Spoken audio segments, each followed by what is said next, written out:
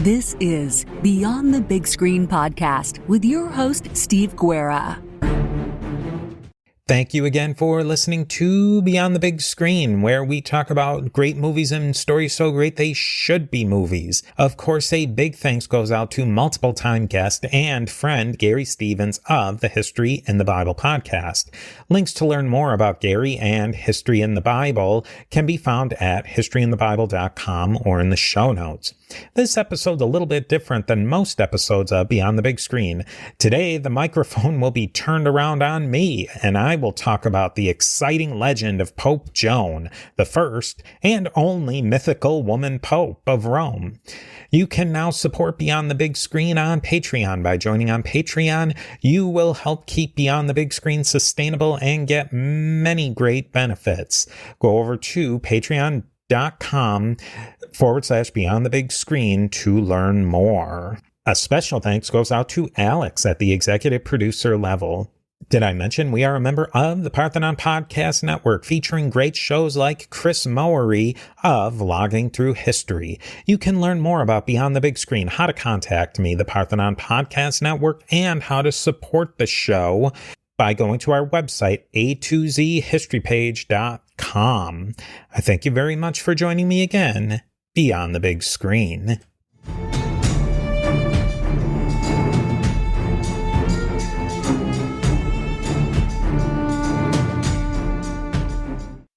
Today we are turning the tables on Beyond the Big Screen podcast. We are going to talk about the legend of Pope Joan through the 2009 film called Pope Joan.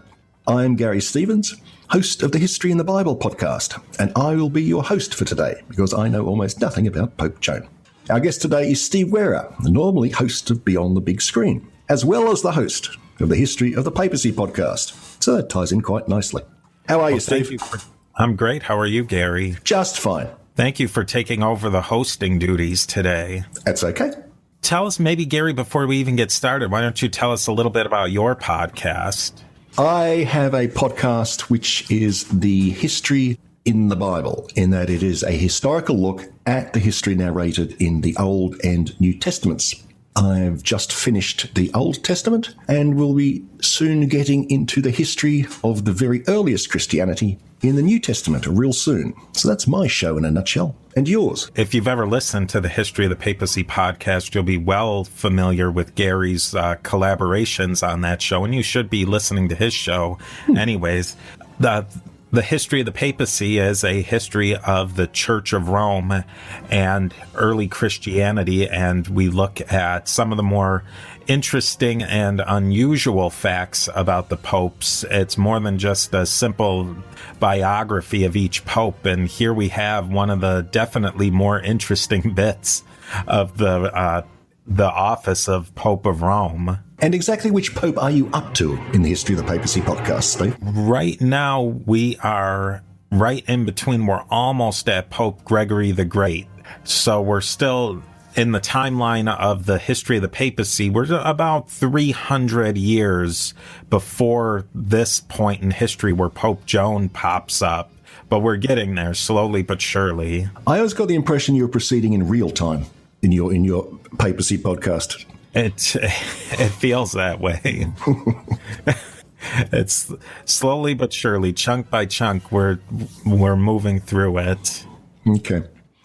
Actually, yeah, you'll be soon getting to the really fun bit of the papacy, won't you? Which is set in exactly the period that Pope Joan is set in. Yeah, this period of the papacy from the 800s-ish into about the early 1000s was called the pornocracy, and it was just so corrupt, so flagrantly bad. Basically, everything that people think about as the Renaissance popes, how bad they were and how venal and earthly, those guys were absolute saints compared to the popes in that 200-ish year era of the, what you might call what do they call that period? Late medieval, Dark Ages, something like that. That's a really bad time for the papacy. Now, this movie is a European film. It was made in 2009, and it's based on a 1996 novel of the same name by someone called Donna Woolfolk Cross, whom I have never heard of. No, me neither before this. No. And the novel itself is based on a fairly complex legend about someone called Pope Joan, who was supposedly a female pope sometime in the Middle Ages. Now, the cast stars someone called, fortuitously, Johanna Wakelek as Joan, and I think that she's German. David Wenham, an Australian. Always have to have an Australian in a film. Yes. That's the law. And John Goodman as Pope Sergius II. The film was made primarily in Germany. It had limited box office success, and it doesn't seem to have been released widely. No, it didn't. It was even very difficult to get a hold of this movie in the U.S. You could order the movie. The movie is available on DVD through Amazon, but it is not widely available through streaming services like YouTube or Amazon or one of those. But one bonus is that we will be having a drawing for the DVD, which I will give more details of later. Okay.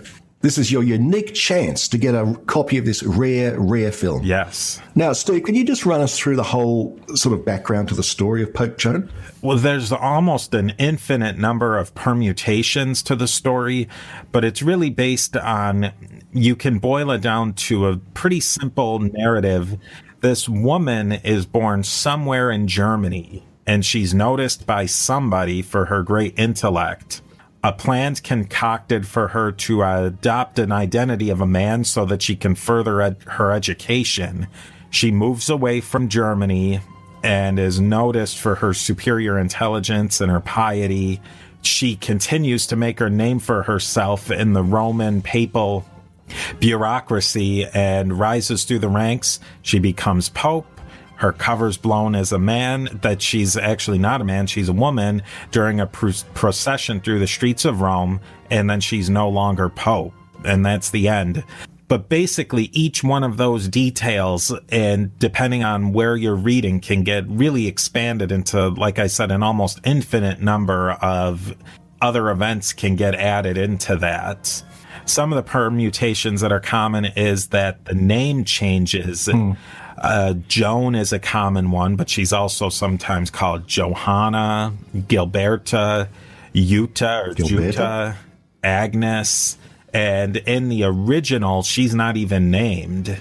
But if she's not called Johanna, and she's called something like Gilberta or Jutta or Agnes, does she always end up as Pope Joan? Well, eventually she's named, in most cases, her male name is Pope John. Right.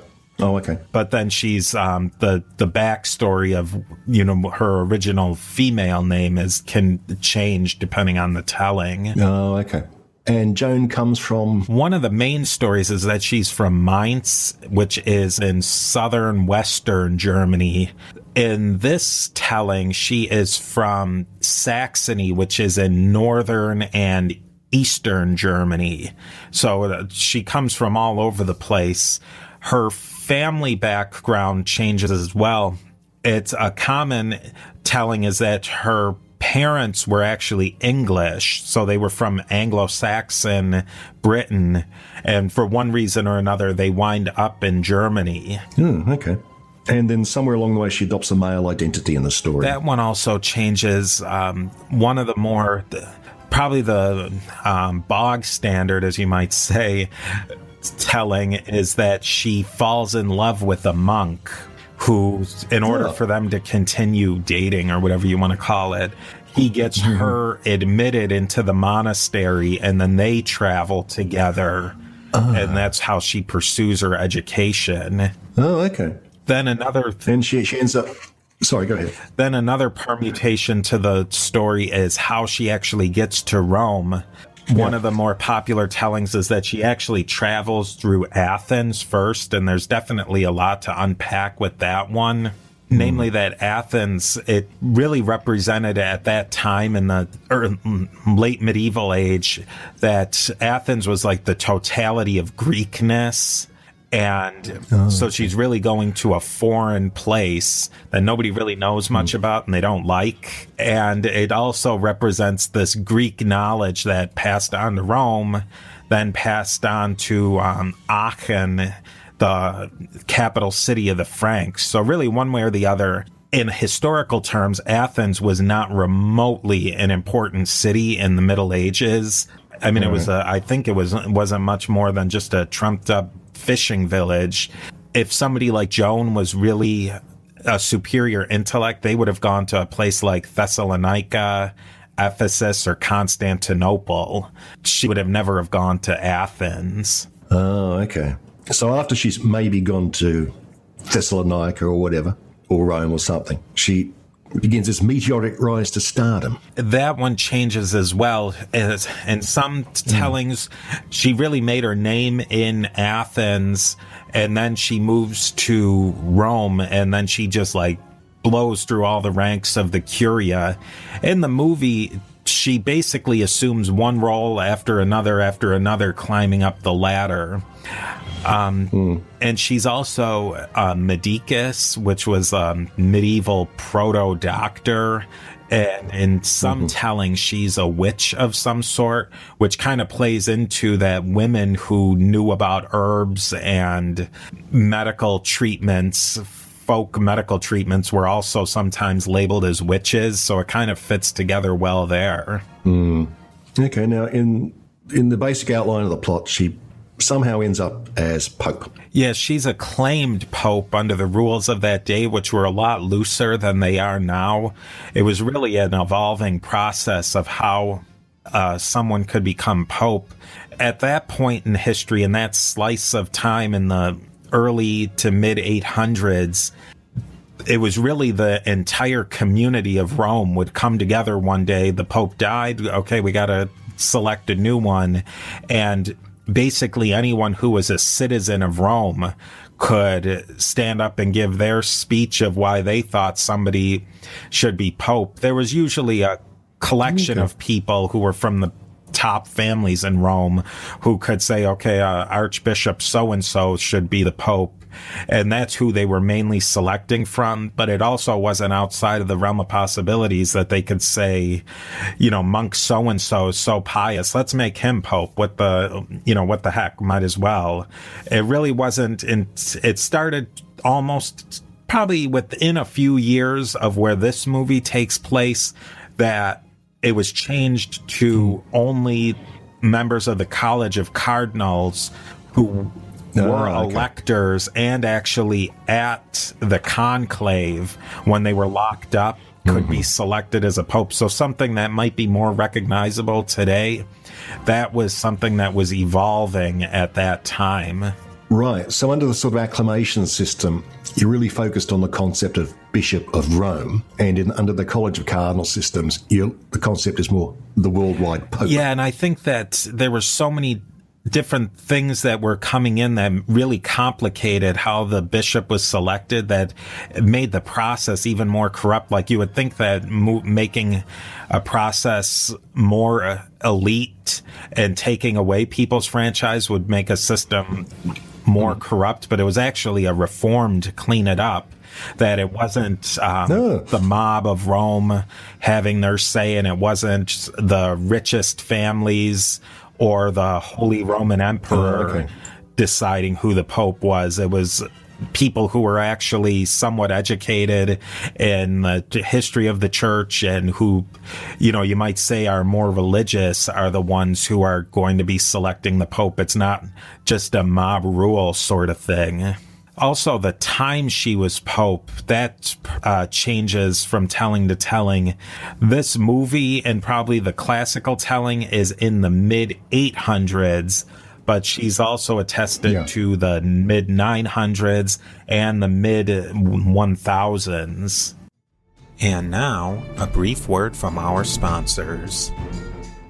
Right, now the mid-800s is traditionally considered the very beginning of the Middle Ages, isn't it? I mean, traditionally, I think the Dark Ages is held to have ended with the reign of Charlemagne. So this would be the very earliest of the early Middle Ages. This is also an interesting time in the papacy in that it's right after the Byzantine Eastern Roman Empire had really withdrawn from Rome. So this is a time where the Franks have started to take more of a play in the politics of Rome. Rome itself is actually a part of the Frankish Holy Roman Empire. That's a whole can of worms. I think we'll use Holy Roman Empire as a convenience, even though I don't think it's precisely the right term. But it was a part of this German continental empire, and it wouldn't be in later centuries, but right now it is. And right before that time period, it was actually it was dominated by Constantinople. So the popes are trying to establish themselves in this new power, and they're trying to establish their own independence as well. So it's kind of a mucky period. Oh, okay. Now, after she becomes Pope, it doesn't quite work out too well in the end, does it, in the various story periods? Most of them, it doesn't end up very well. She has the baby at a procession. That's a part of the legend. They're processing from St. Peter's to St. John Lateran. St. Peter's is in the Vatican, which is actually on the opposite side of the Tiber River. It's east of the Tiber River. And St. John Lateran is really in the middle of, I think they call it the historical core of Rome now, or the central Rome. So it's about a 5 kilometer or 3 mile procession. And somewhere along the way, it's usually almost in all of the tellings, it's at the Church of San Clemente, which is right near the Colosseum. Joan has the baby in the street, and in some tellings, she's actually dragged by her horse and then stoned. In some tellings, her and the baby are killed. And in one telling, she's just removed as Pope. It's like, all right, it's do-over time. And the baby is a boy and grows up to be a important bishop in the Roman church. Oh, right. Yeah, so basically you get everything from a really wonderful happy ending to about the worst endings you could imagine. Yeah. Now, the history of the story itself is quite long and complex, isn't it? Can you fill us in on that? Yeah, so really the earliest textual evidence is from a Dominican monk named John de Mailly. I think he's a French guy, in a document called the Universal Metz Chronicle, which was written in Metz, which is in northern France, or on the border of Germany, modern day, of course. He wrote that in around 1255, and he basically, like, everybody was writing chronicles during this time, and it would just be like one short entry about, okay, this happened, and then this happened. And in his chronicle, he wrote the Latin word, we would say it in English as require. It's like requiere or something, I don't know.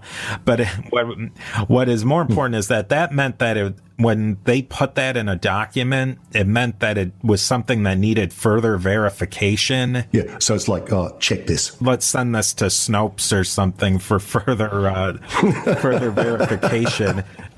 I think it's very short, the entry. I think we could probably read it here. So he writes, sure, to be verified, about a certain pope. So this is a direct quote. About a certain pope, or rather a popess, for it was a woman, pretending to be a man, he was made a notary of the curia on account of the uprightness of his character, and then cardinal, and finally pope. On a certain day when he had mounted a horse, he gave birth to a child, and immediately, by Roman justice, had his feet tied together, and was dragged by the tail of the horse, and was stoned by the people for half a league, and where he died.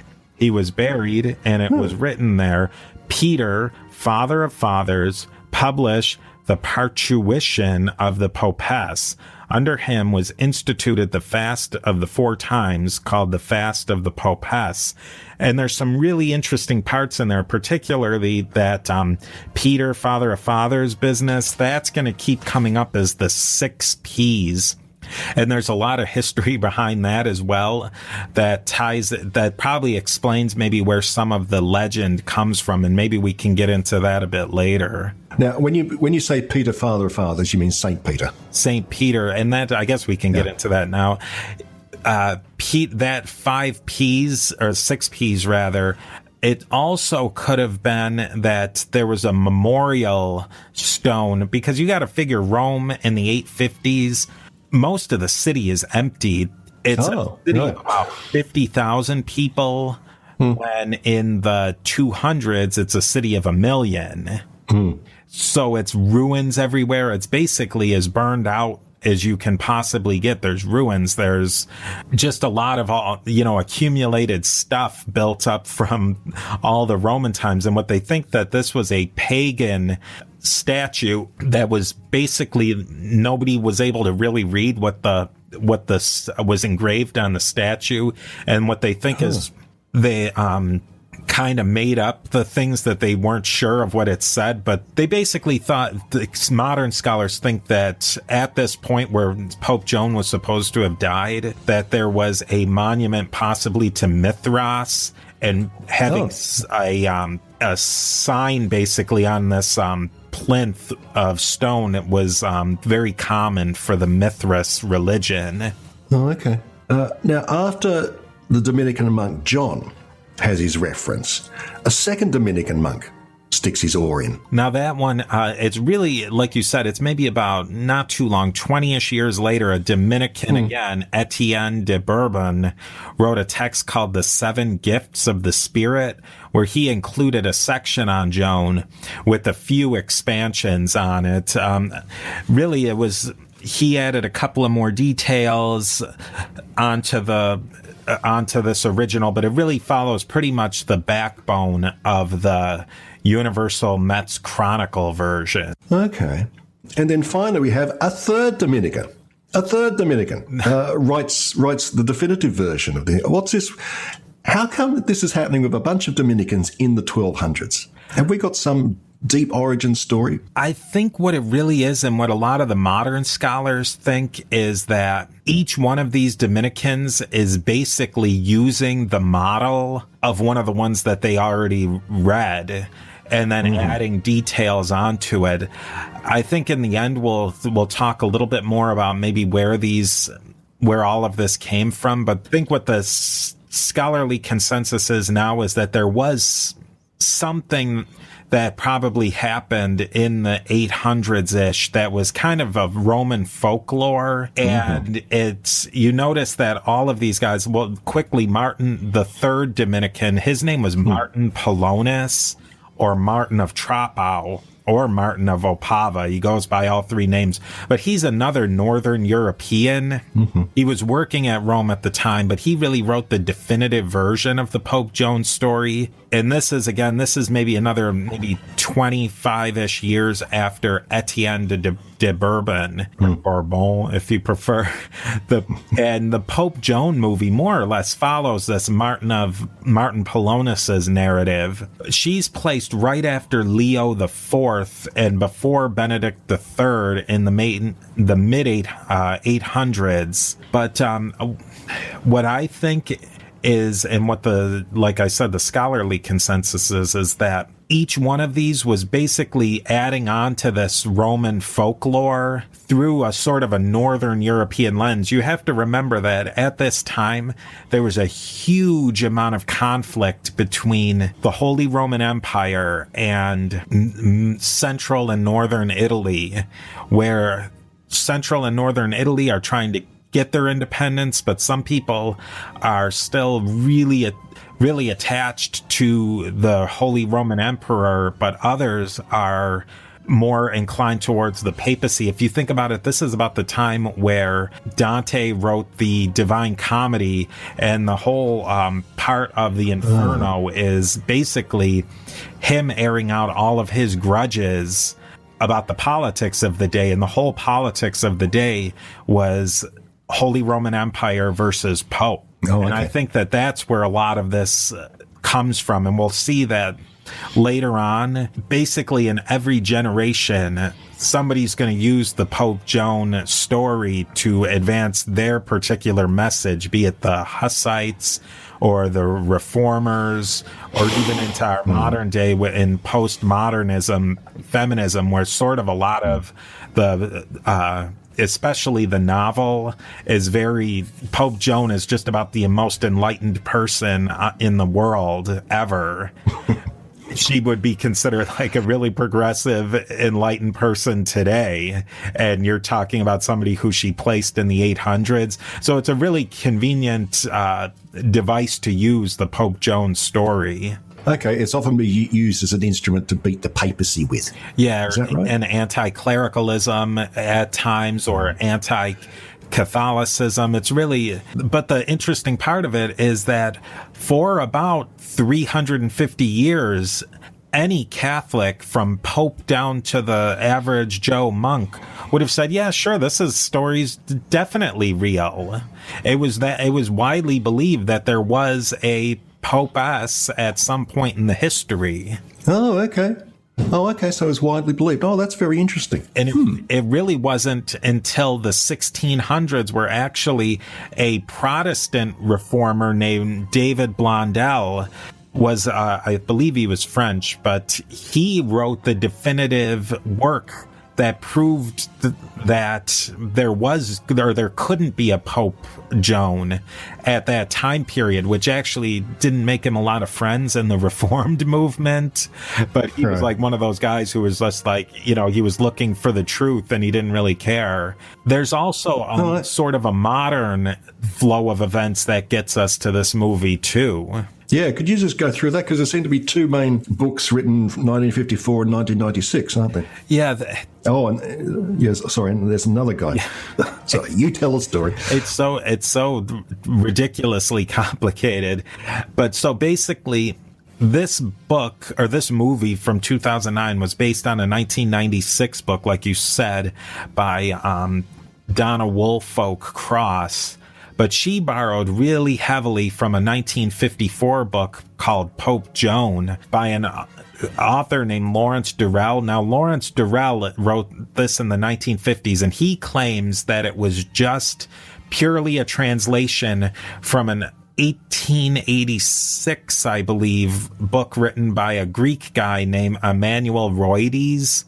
It turns out that that Durrell really embellished the 1886 version, but the Emmanuel Roides version, he was a fairly renowned fiction writer in the 1880s, and he kind of made his way around the European circuit. But he published his Pope Joan book as pure nonfiction, and he said that he had a secret book that was like the unassailable correct version of the Pope Joan story. He never actually showed that to anybody, but he said that's what he based his book on.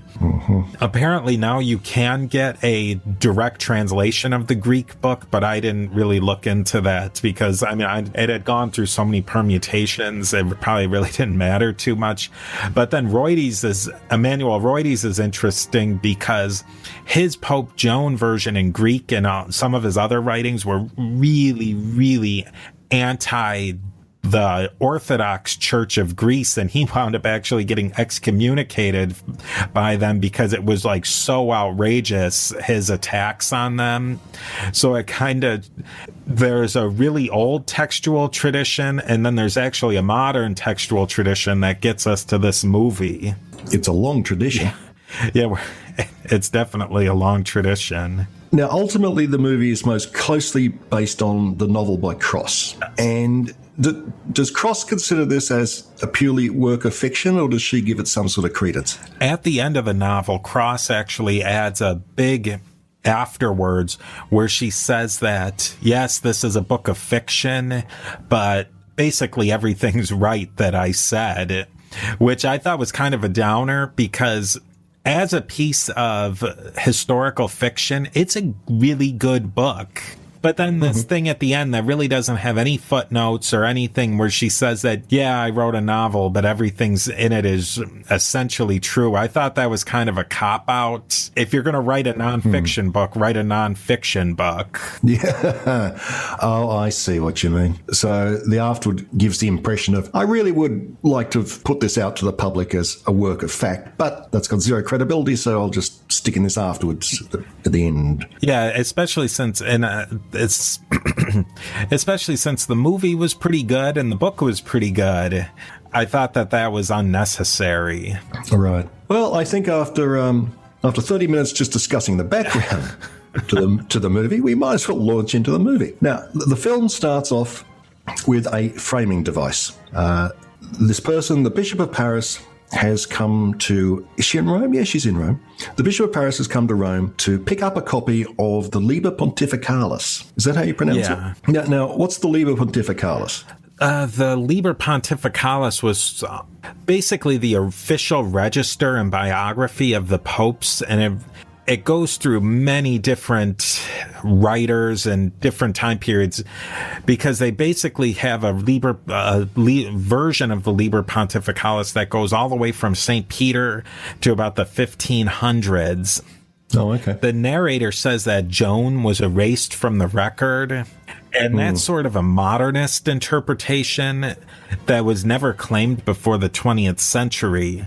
Now, the Liber Pontificalis, it's a medieval and really it's a classical document too, because it's just kept getting added to, so it's not perfect history by any stretch of the imagination. But really, the dates of the papal reigns are as accurate as you're going to get. It's, I think that most scholars don't have too many quibbles with the dates. Maybe they do. I'm certainly no expert, but I think most people take the Liber Pontificalis as fairly accurate with some junk built into it too. Yeah. Probably sort of like the contemporary, what is it, Chronicles of the Anglo-Saxons or something? Yeah. Which is a fairly, it's just a terse record of the cathedral burnt down this year, King so-and-so was crowned that year. It's fairly straightforward. Now, one thing you mentioned there, that the notion that Joan was erased from the record is a modern notion. Now, I didn't know that, but as we've just discussed, for most of the history from about 1200, people actually thought Joan was real. Of course, I mean, she wasn't erased from the history because we know about her. So this idea that she was purposely erased is really, it's completely new. And now, a brief word from our sponsors.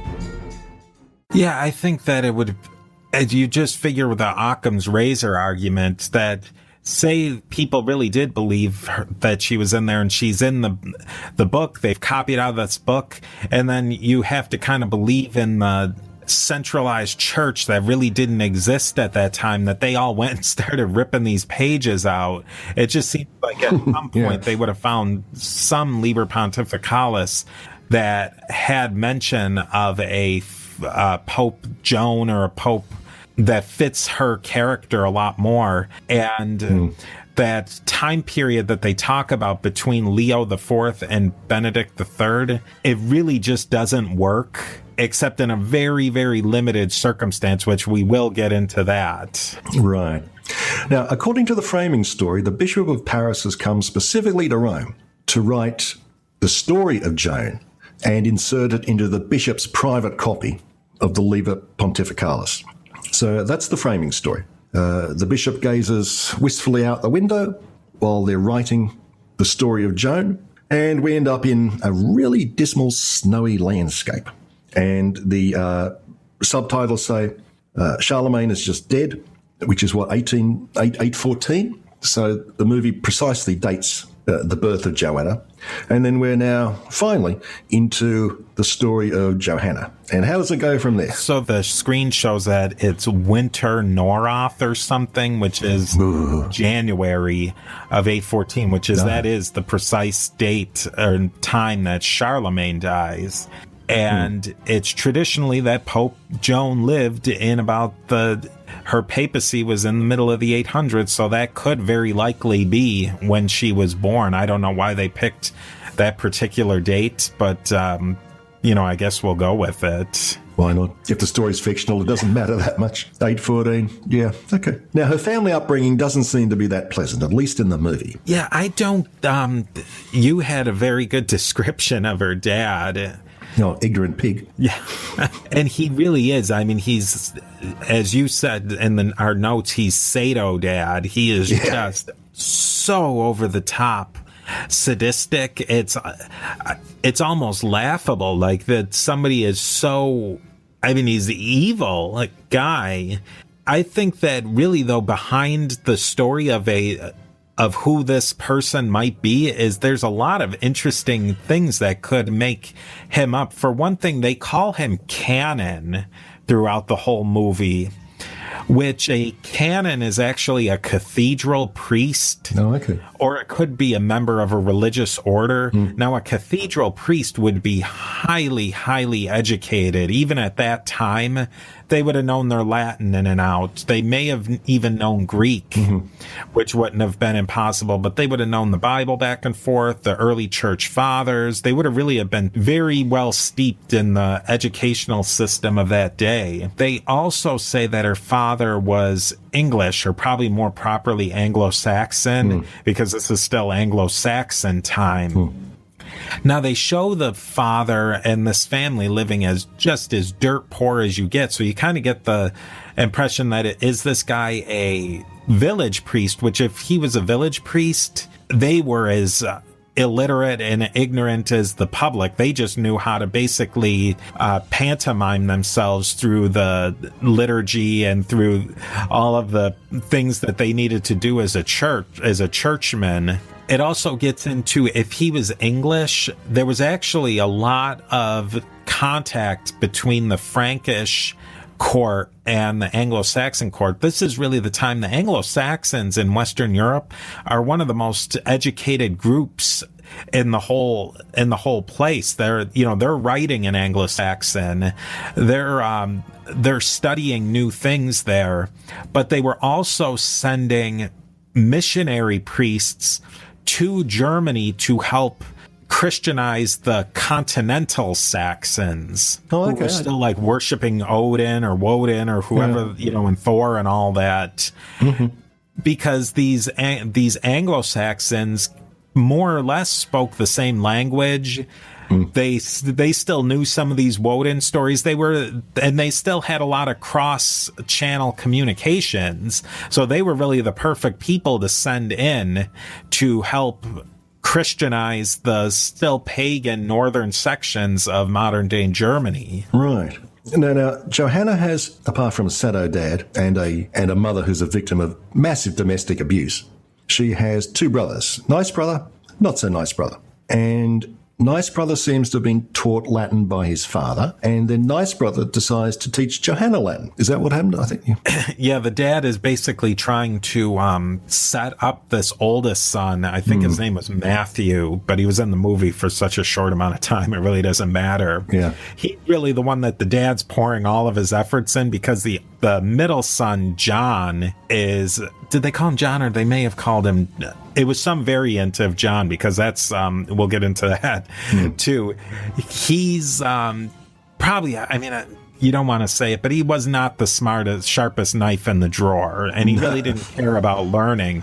No. But then you have Johanna, who is as sharp as a whip. She's just basically learning all these things that the dad's teaching the oldest son through osmosis. And there again, we get into this whole thing that I don't understand the dad character at all. It's like they really had to jam every negative thing that you could say about priests and the Middle Ages and into one character. And I think that that's what this movie does a lot, is they have in each section of the movie a really horrifically bad character and then a really good character that helps Joan along. It's sort of another literary device that the author used. That's very true. At every single major set piece in the film, there's a person of unlikely benevolence assisting Joan,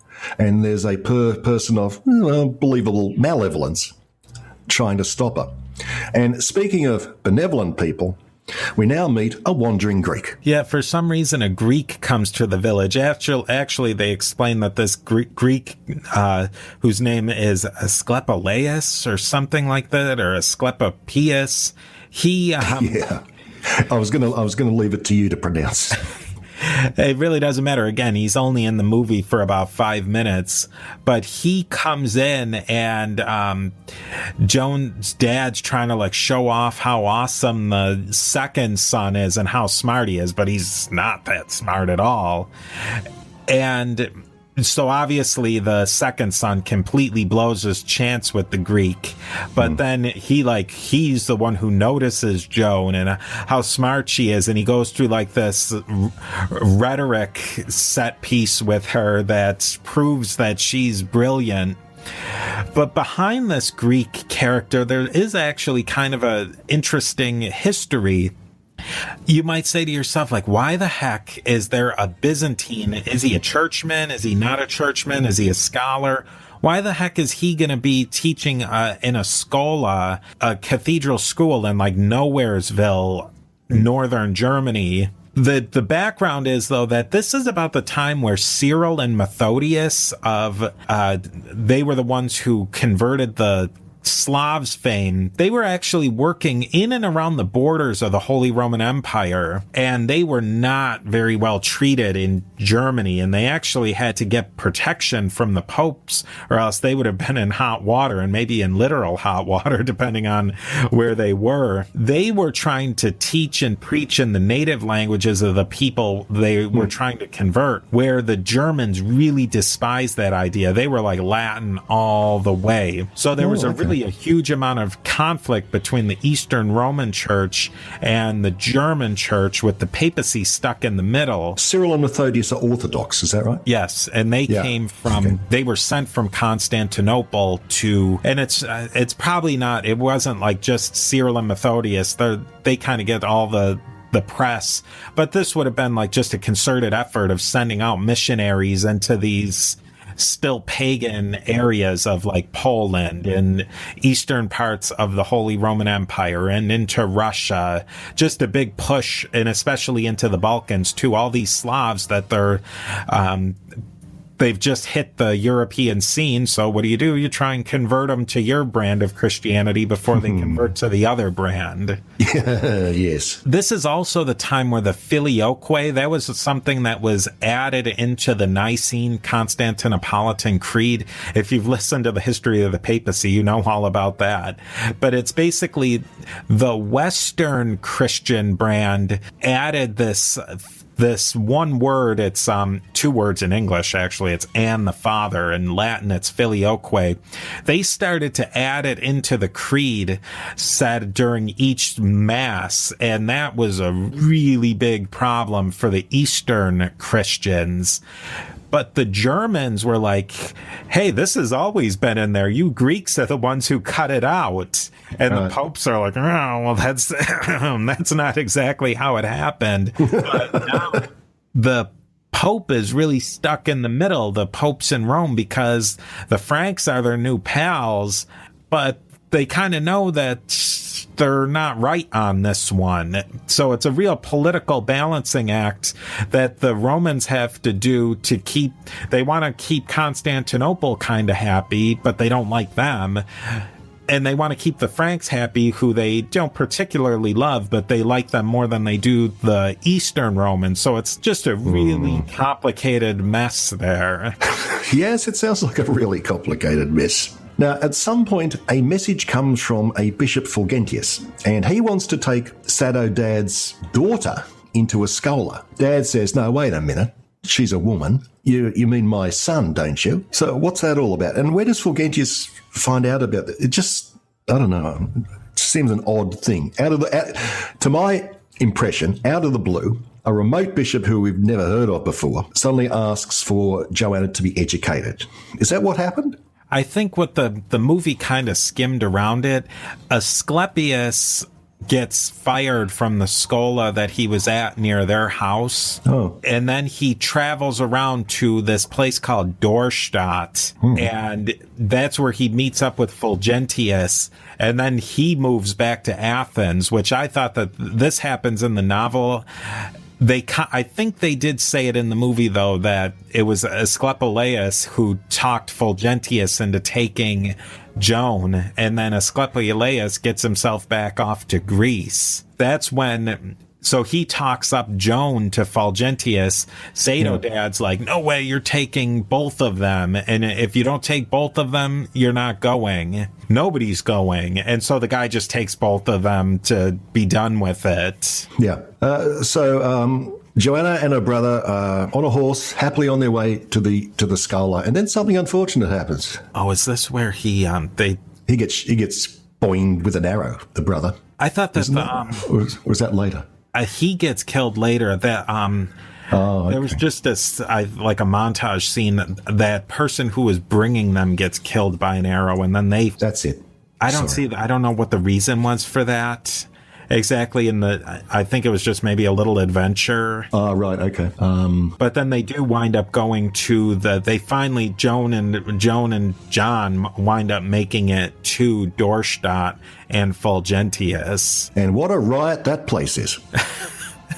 Yeah, they basically come in, and Fulgentius is just having like a total blowout medieval times. Do they have medieval times in Australia? Yeah, things like Renaissance fairs, that sort of thing. Yeah, medieval times, if you're not in the US and Canada, is it's a gigantic sports stadium, and they'll serve you a big joint of like a turkey leg, but you can also get Coca-Cola and fries. And then you watch, they call you like ye sir, whatever. But so they go to, it's like it looks like they were filmed at medieval times, but they're just having this huge party. And Fulgentius he's the bishop of Dorstadt, and he's got like two women hanging on him, and he's shoving his face full of food, and he's kind of thinks it's cool that there's a girl who's going to come learn at his Scola. He's not super enlightened like other people will be, but he's just, it's kind of a lark for him.